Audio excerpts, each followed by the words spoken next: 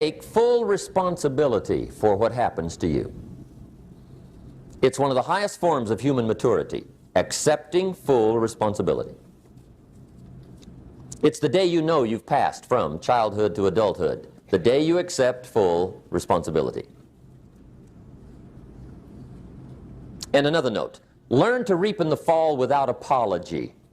Without apology if you do well, and without complaint if you don't. That's maturity.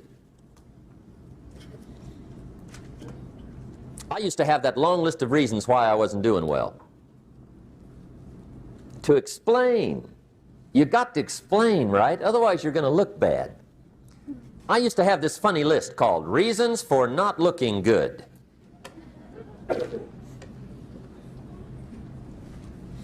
I used to blame the government.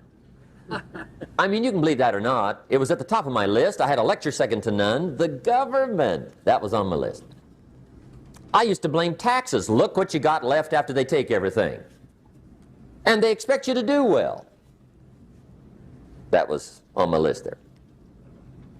Prices, that one's easy, right? You walk into the supermarket with $20, come out with a little half bag. So I had that on my list. I used to blame the weather. I blamed the traffic. I used to blame my car. I blamed the manufacturers. I used to blame the company. I blamed company policy. I used to blame the training program. I blame my negative relatives. They were always putting me down. I blame my cynical neighbors. They're just selfish, looking out for themselves. Won't loan you money? They were on my list.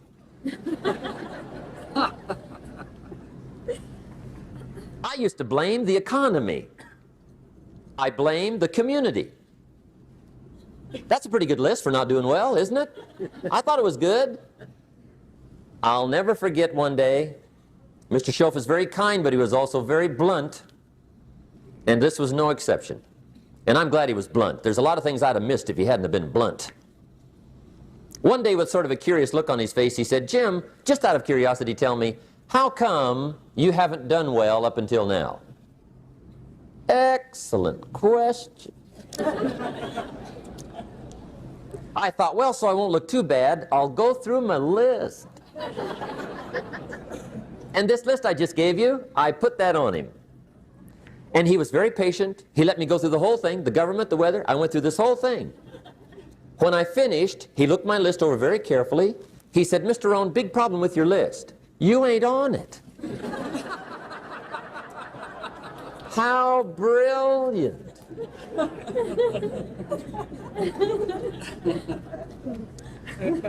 When I went to work for him a few months later, I learned very quickly to tear up my list, reasons for not doing well, and I threw it away.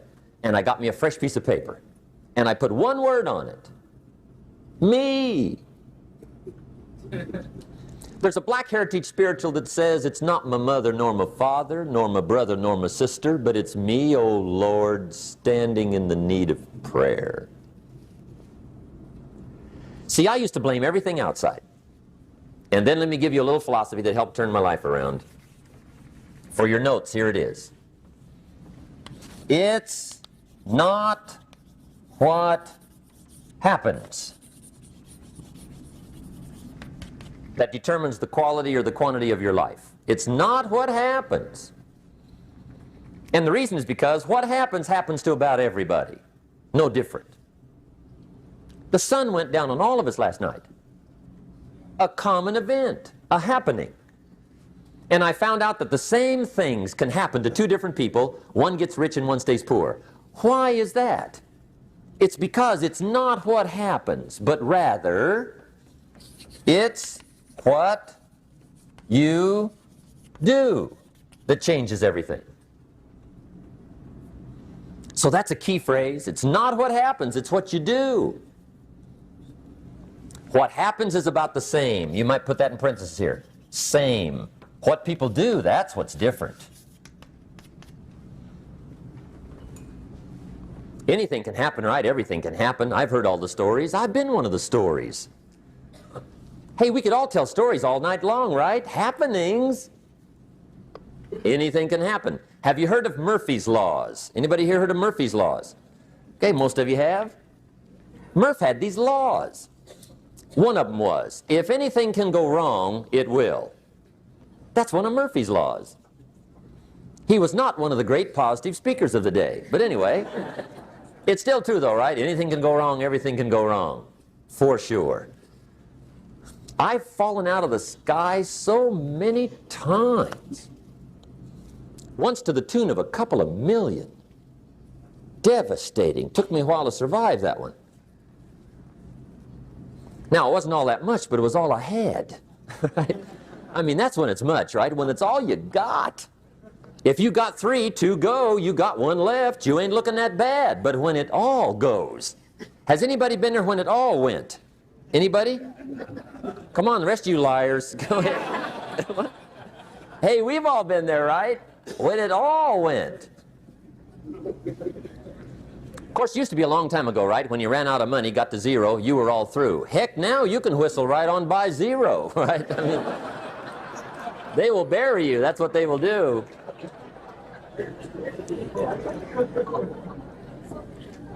But see, those are the happenings, right? Everything can happen. Anything can happen. But it's not the happenings. It's what you do about it. Somebody says, yeah, but you don't understand the disappointments I've had. Come on. Everybody's had their share. Disappointments are not special gifts reserved for the poor. Everybody has them. The difference is what you do about it. It's not the weather. I used to blame the weather, and I discovered it rains on the rich. So see, that won't help. 2 men wake up one morning, there's a rainstorm on. One of them looks out his window, sees the rainstorm, and he says, wow, what a storm. With weather like this, they can't expect you to go out and make sales. He stays home. Same morning, the other guy looks out his window, sees the same storm, says, wow, what a storm. But he says, you know what, with weather like this, what a great day to go out and make sales. Most everybody will probably be home, especially the salesman.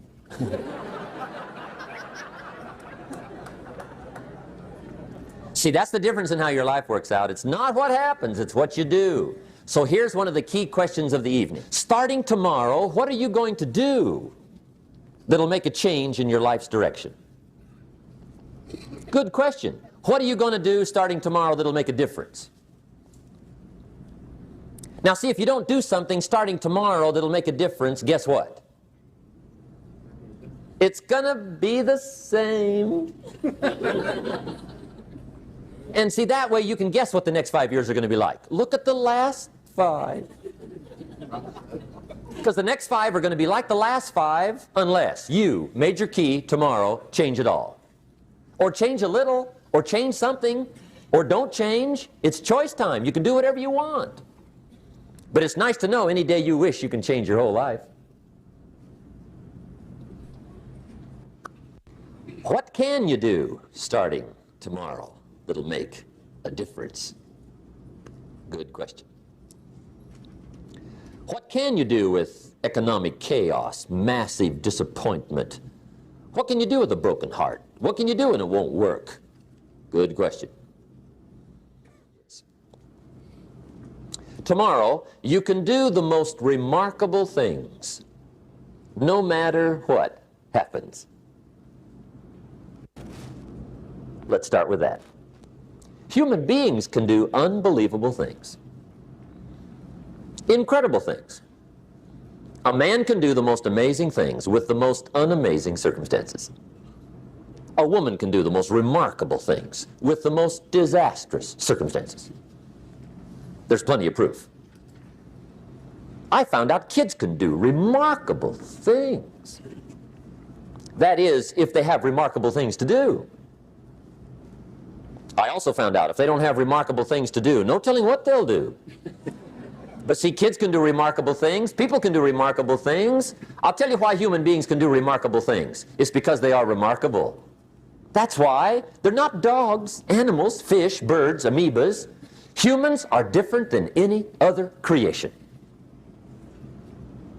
When a dog starts with weeds, he winds up with weeds. And the reason is because he's a dog. But that's not true with human beings. Human beings can start with weeds and turn them into gardens. That's the advantage, being a human versus being a dog, turning weeds into gardens. Human beings can turn nothing into something, pennies into fortune, disaster into success. If you don't like how it is for you, change it. If it doesn't suit you, change it. If it doesn't please you, change it. If it isn't enough, change it. And I challenge you to do that because you can change. See, you don't ever have to be the same again after tonight, only by choice. If you don't like your present address, change it. You're not a tree.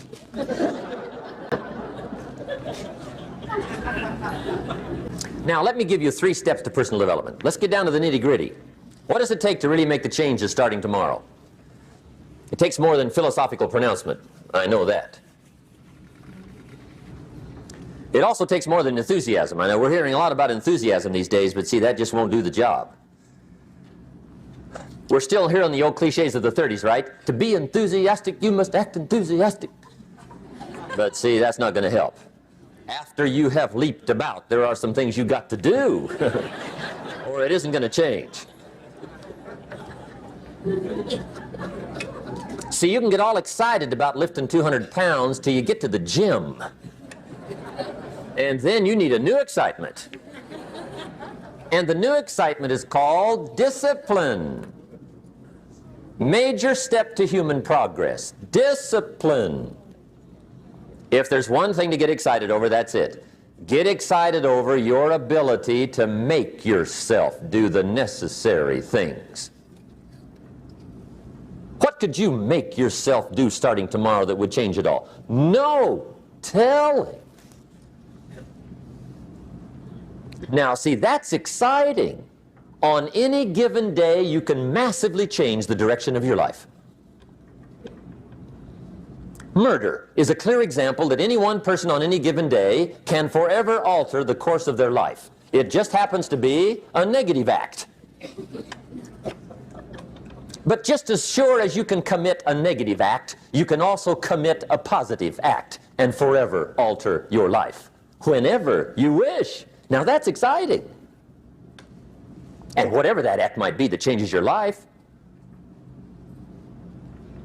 The guy finally takes a shotgun to his car and blows out every window, destroys every tire, puts 100 rounds in this shabby old thing. And he says, I have driven this embarrassing thing for the last time. And not only will I never drive it again, nobody else will ever drive it again. And he lets that shuddering thing stand there for a while as a monument to the day he said, today my life changes. Now who can do that? Anybody. When can you do it? Whatever day you pick.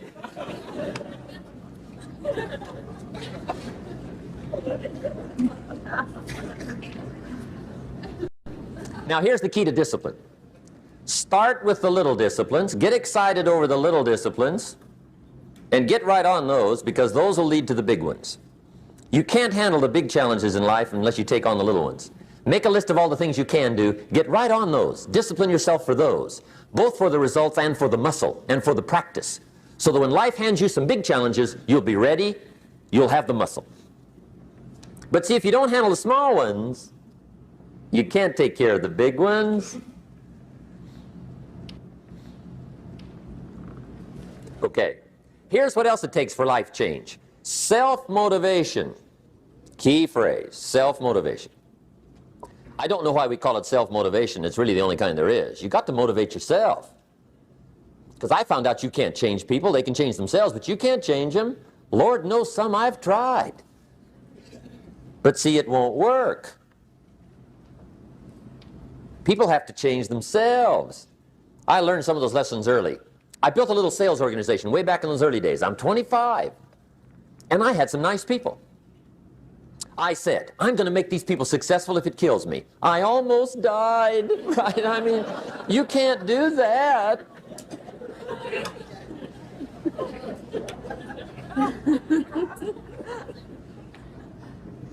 See, I've discovered this. Good people are not trained, they're found. You find good people. You don't make them good, you find them good. Training really is for the purpose of finding good people. You don't need much instruction for a good person. But too much training probably means you got the wrong people.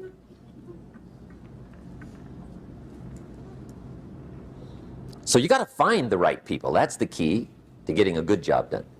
One of the major things we learn in management, lesson 1, don't send your ducks to Eagle School.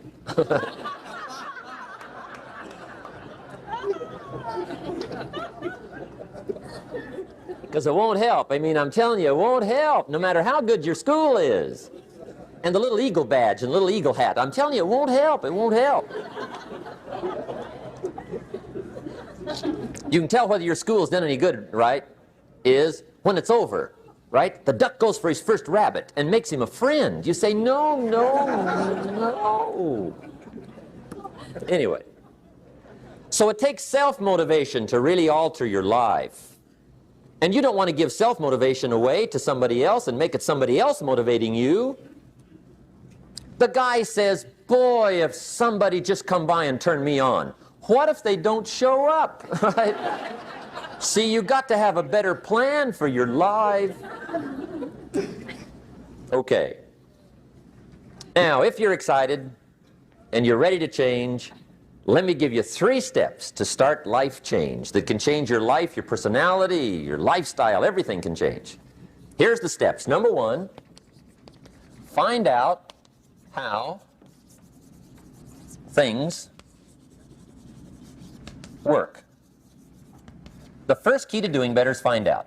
To change your life, really, you need ideas. There isn't anything an idea can't change.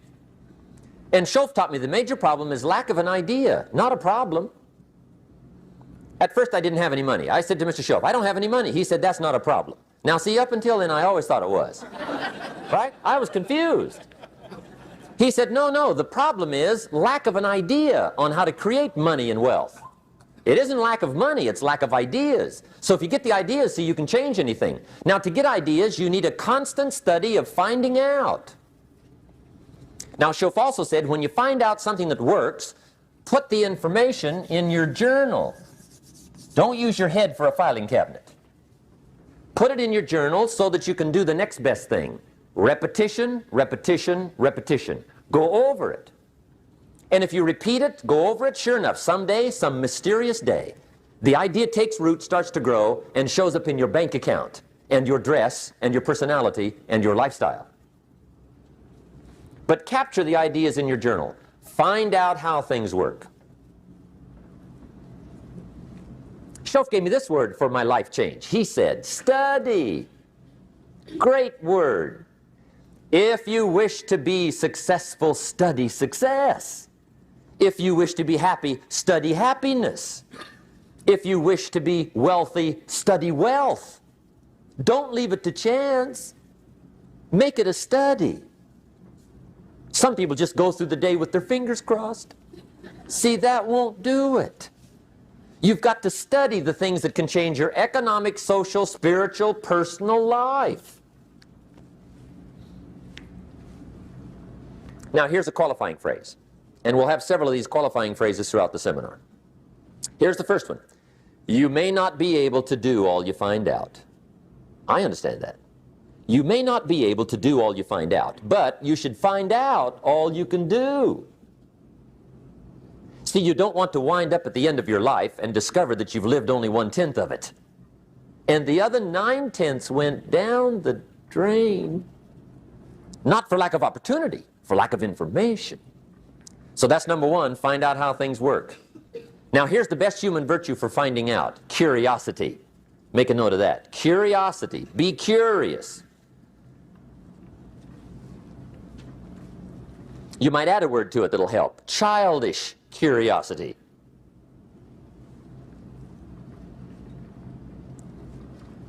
What will kids do if they want to know something bad enough?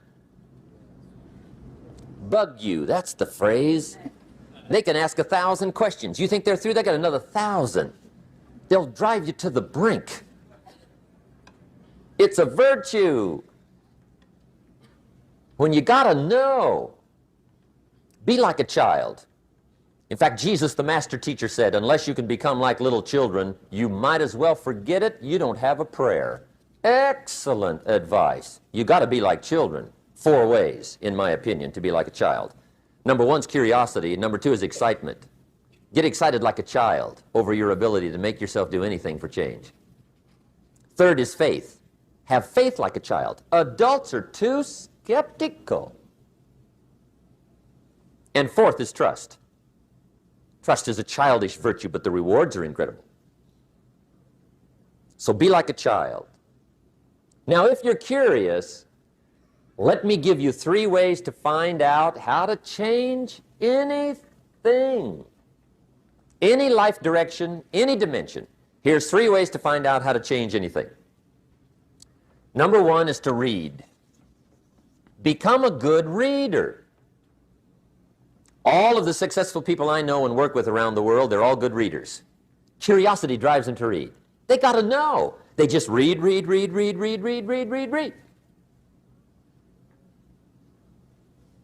Become a good reader. Now, that's my opinion.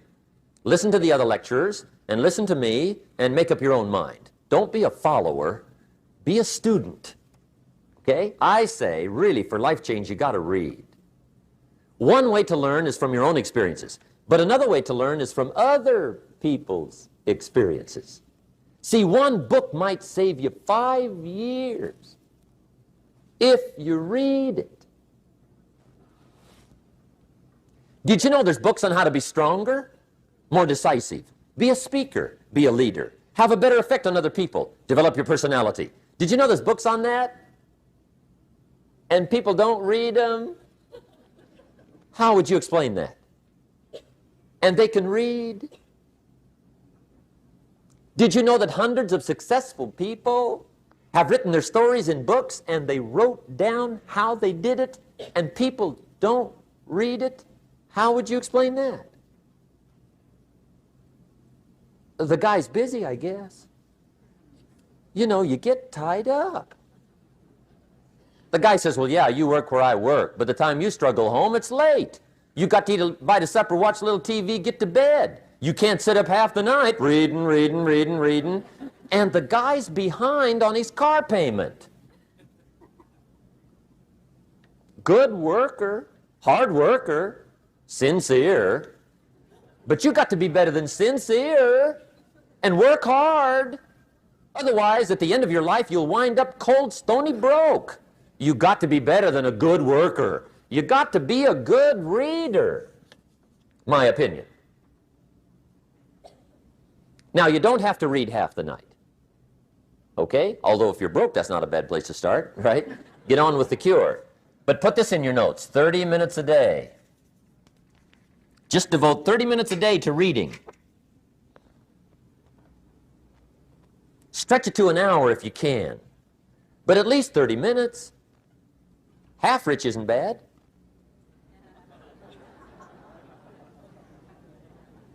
"30 minutes a day, read something positive, something challenging, something inspirational, something instructional. At least 30 minutes a day." And here's the next clue. Every day. Don't miss. Once you set this up, just don't miss. Miss a meal, but not your 30 minutes. Because you can get along without some meals, but you can't get along without some books. There's a Bible phrase that says humans cannot live on bread alone or just food. It says the next most important thing to food is words. Words nourish the mind, makes us different than animals and dogs. Words nourish the soul. So humans have to have food and words in order to be happy and healthy. I told my staff the other day, some people read so little, they've got rickets of the mind. They're undernourished mentally. So to get a good diet of words, I suggest good reading habits, 30 minutes a day. Now, some people don't read because they don't read well. I understand that. And the national average is fairly poor. People have fairly poor reading skills. They're still trying to operate on awkward old skills of the past, right? Reading one word at a time. And with such poor skills, when you read, the mind usually wanders. Because you can think about a lot of things. The mind is an incredible mechanism. And if you read poorly, the mind wanders around thinking of other things while you're trying to read. Did you ever read a page and wonder what it said? Right? Say, I got to read that again. Right? That's because the mind is just doing this job, right? Just wandering around. Did you ever read yourself to sleep? See, that's another problem. The mind says, who needs this? Just shuts off, right? Untaxed, right? Poor skills. Or a guy looks at a book, 500 pages, and says, no use starting, right? I mean, I'd never get through this one. Anyway, in our weekend seminar, we take a whole section, about 2-3 hours, and we go through reading skills. How to read a book a day is the title of that subject. And I'll tell you what, if you can read a book a day, it'll change your whole life. I mean, a book a day will change your whole life. Expose yourself to a whole variety of things, spiritual, moral, personal, economic, history, geography, everything. I mean, you can really change if you read a book a day. So you might want to attend the weekend, get in on those reading class skills. It's incredible. A book a day will change your life. But hey, whether you read slow or fast, or whether you read awkwardly, or whether you read well, here's the key: read. Don't miss. Here's what reading is. Reading is tapping the treasure of ideas. That's what reading is. Tapping the treasure of ideas. And ideas can change any part of your life. And if you've got a good excuse not to tap the treasure of ideas at least 30 minutes a day, or spend the money and get the books, I'd love to hear it. Some people have excuses you wouldn't believe. I say, John, look, I got this gold mine. I got so much gold, I don't know what to do with it all. Come on over and dig. John says, I ain't got a shovel. I say, well, John, get you one. He says, you know what they want for shovels?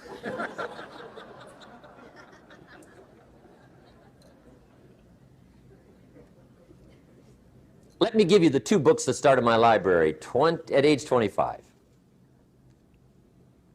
My library now is worth many, many, many thousands of dollars, but it started with 2 books. Mr. Schoaf recommended these to me, got me started. Schoaf said, become self-educated.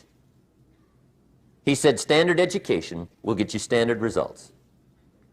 And you can check those numbers and see if that's what you want. But if you want to go beyond that, you now have got to become self-educated. So he got me started on my library. He said, one of the ways is build your library. Now, I had a Bible, right? That was 66 books, so that's a pretty good deal. But here's what else he recommended. He said, number 1, get the book, Think and Grow Rich, by Napoleon Hill. Think and Grow Rich, if you don't already have it.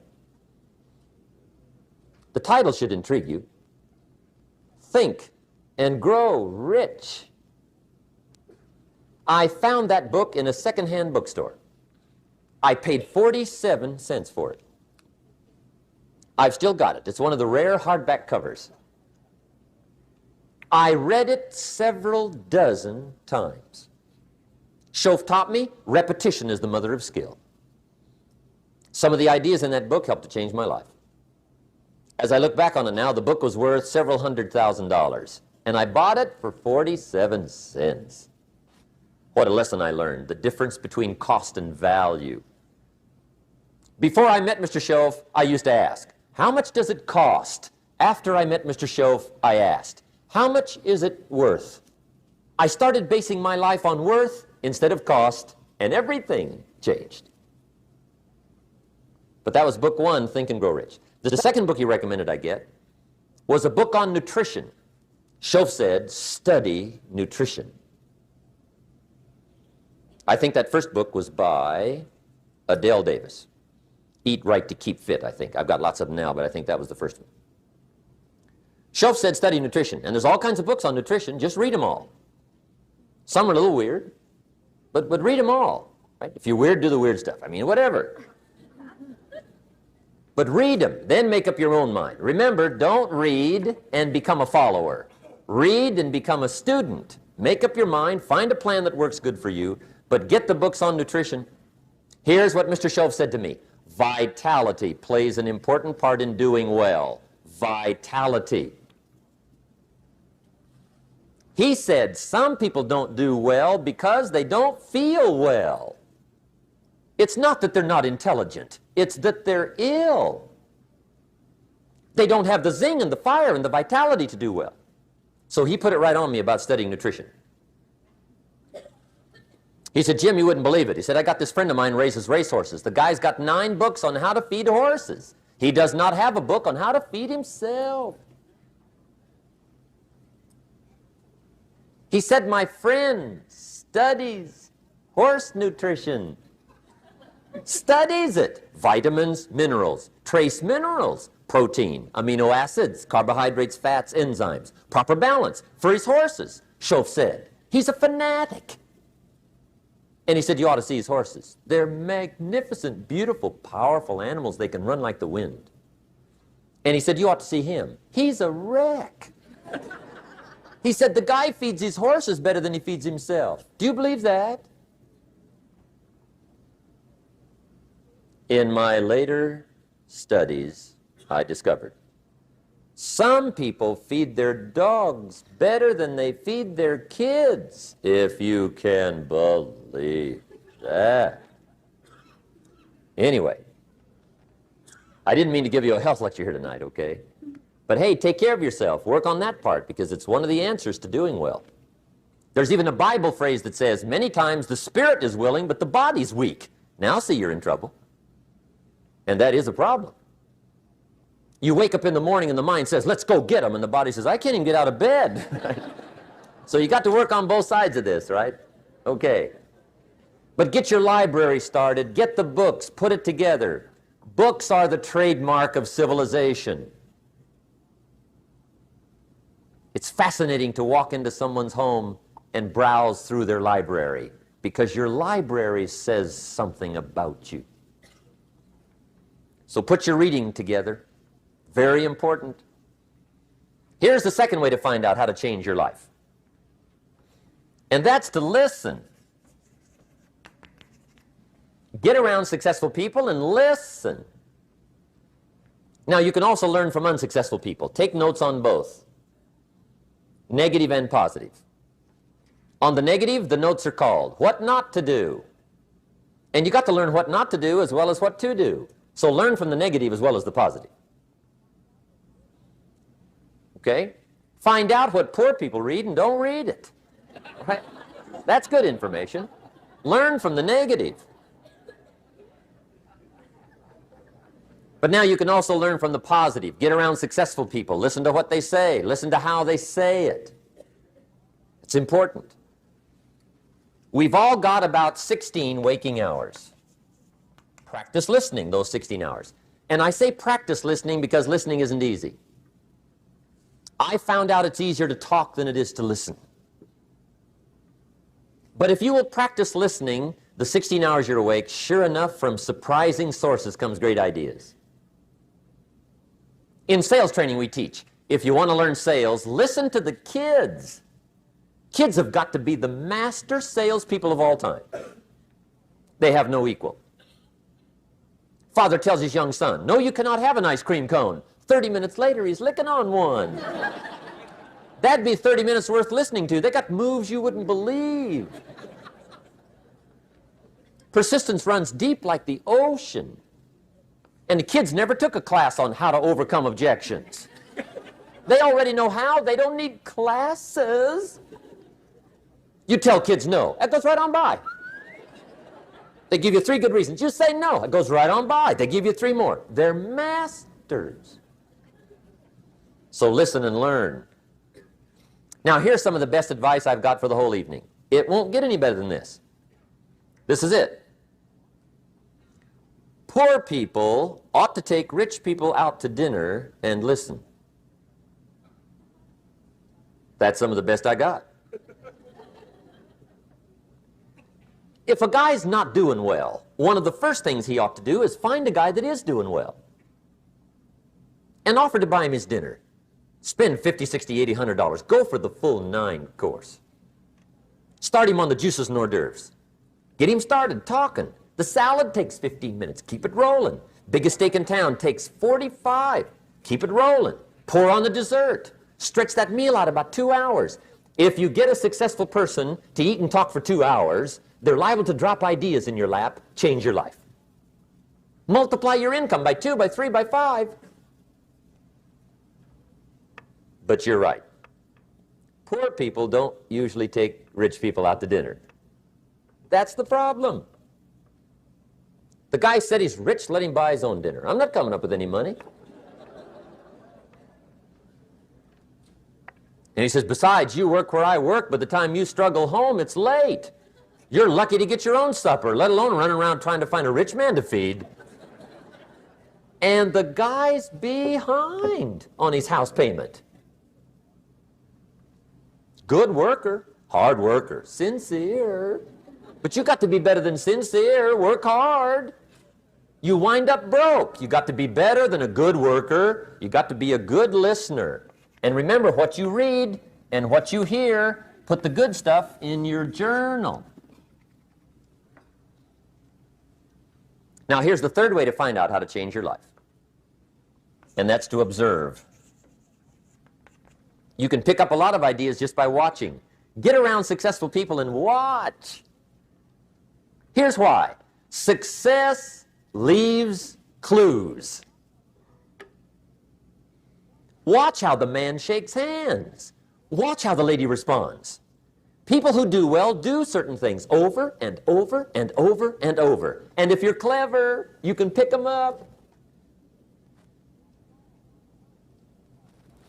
Watch it all. If a guy's making $10,000 a month, I'd watch how he walks.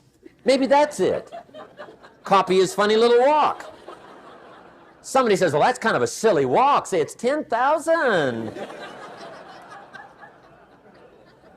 I haven't got the money yet, but I got the walk.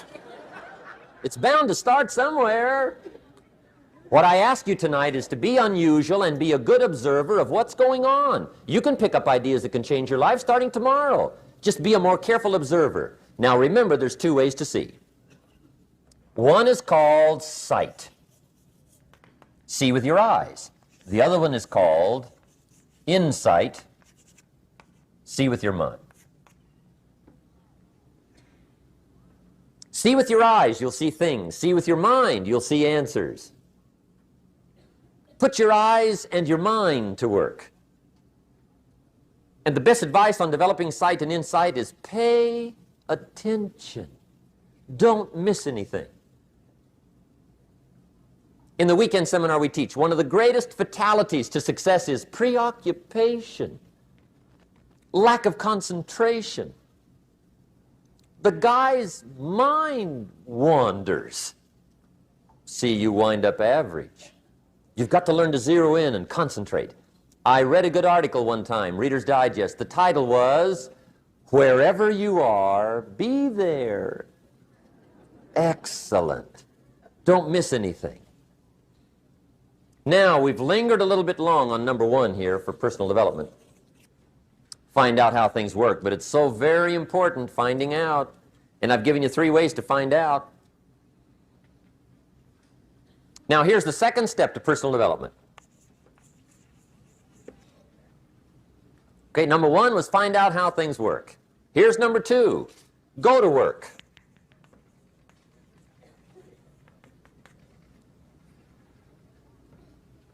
You must now take action on what you found out. In doing business around the world, we call it game plan. Put together your game plan. One of the major things we teach on the weekend seminars, game plans. How to game plan your office. If you're in sales, you need a game plan. Kids need a game plan. You need a home game plan, social game plan, a business game plan. Everybody needs game plans. Financial independence, game plan. Your investment, game plan. Don't think in your head. Put it on paper. Don't operate out of your mind. Operate from paper. I often ask somebody, what are you going to do the next 6 months? And somebody starts to tell me. I say, no, don't tell me. Show me. Show me your game plan for the next 6 months. Then I can look at things and maybe I can help. But you got to operate from paper. Put it on a game plan. Take action on what you found out. Now, here's the best word I know of to go with action. Massive. See, that'll change everything. Massive action is called the cure-all. If you're going to make calls, make a few thousand. If you're going to make contacts, make a few thousand. If you're going to knock on doors, knock on a few thousand. See, that'll change everything. Here's the language of the poor. I'll try it a time or two and see what happens. It's the way poor people talk. The guy says, well, I'll give it 30 days. 30 days. You could guess his bank balance. You've got to have a better game plan. So here's one of the major things to do starting tomorrow. Take a look at your game plan. If it isn't loaded with massive action, change it. Tomorrow. Action.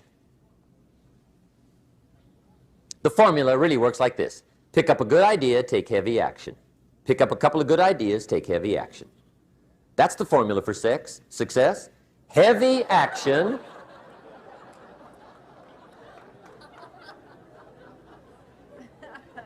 It's a good thing we can edit all this, right? The formula for success, take heavy action on a good idea, right? That's the ratio. Now here's the key.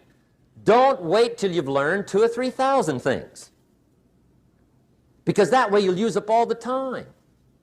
And you could wind up smart and broke. And hey, it's okay to be dumb and broke. But if a guy's smart and broke, that's pitiful. Don't let your learning lead to knowledge. You'll become a fool. Let your learning lead to action. You can become wealthy. And there's many kinds of wealth. I understand that. Not just money. Money's one of the least of all values. I know some people with a lot of money that are very poor. Evita sings, as for fortune and as for fame, they are illusions. They're not the solutions they promised to be. So there's all kinds of wealth, but to get a big share coming your way, you've got to have a heavy action game plan. Now here's the third step to personal development, and we'll wrap up personal development. Step number 3, it's just a little caution, and all through life we need little cautions. This one simply says, don't try to beat the system. Find out how it works, work it, but don't try to beat it.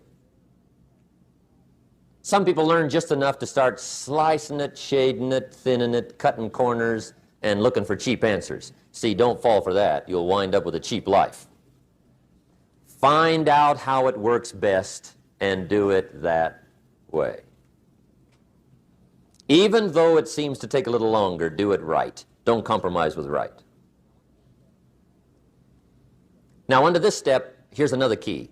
Be a quick learner. Don't let it take long to teach you. Learn quick. Don't run at the wall too many times.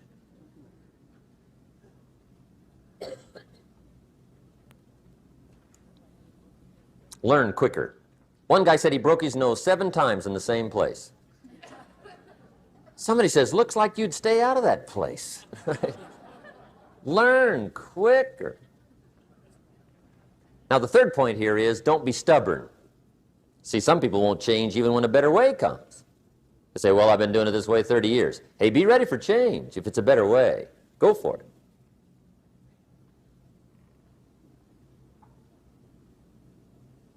But don't try to beat it. Or you'll be like the guy that went to Las Vegas. He didn't have much money, so he didn't want to risk his money gambling. But he gets to Las Vegas and the jackpot bells are ringing, the money's flowing, the lights are flashing, and he can't help himself. He's got to gamble.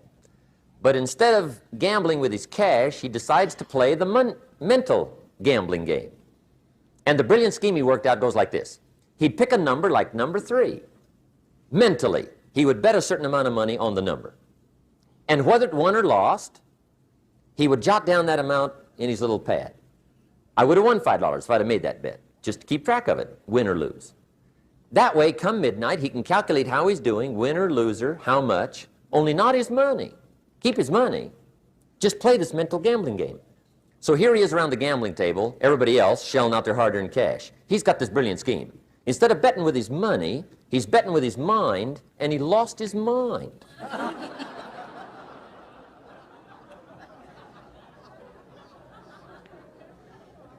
Which means don't try to beat the system, I guess.